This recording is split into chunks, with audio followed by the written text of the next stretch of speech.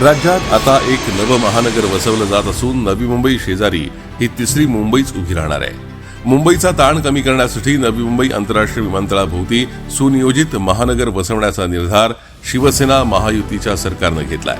मुंबईसारख्या मोठ्या महानगराचा ताण कमी व्हावा यासाठी शिवसेनेचे मुख्य नेते आणि उपमुख्यमंत्री एकनाथ शिंदे यांनी सातत्यानं त्यांच्या मुख्यमंत्रीपदाच्या कार्यकाळात आणि सध्याच्या नगरविकास विभागाच्या माध्यमातून प्रयत्न केले होते। याच प्रयत्नांना या तिसऱ्या मुंबईच्या उभारणीच्या निमित्तानं यश येताना दिसतंय।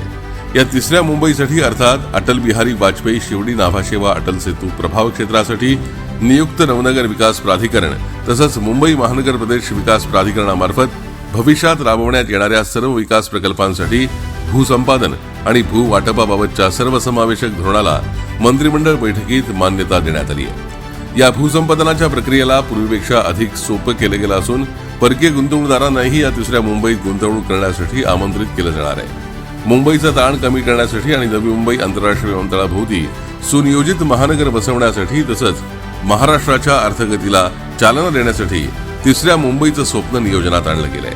Mumbai trans harbour link, Navi Mumbai आंतरराष्ट्रीय विमानतळ आणि मेट्रो आणि रेल्वे कनेक्टिव्हिटी हे तिसऱ्या मुंबईचे 3 आधारस्तंभ असतील। तिसऱ्या मुंबईच्या उभारणीची जबाबदारी MMRDA वर नियोजन प्राधिकरण म्हणून टाकण्यात आली आहे। नवी मुंबई विमानतळ आणि मुंबई ट्रान्स हार्बर या प्रकल्पांच्या प्रभाव क्षेत्रात रायगड जिल्ह्याच्या 124 गावांच्या जागी तिसरी मुंबई साकारली जाईल। तिसऱ्या मुंबईचा परिसर साधारण 324 चौरस किलोमीटरचा असेल। या निमित्तानं एकनाथ शिंदे यांचं मुंबईच्या विस्तारीकरणाचं स्वप्न साकार होणार आहे।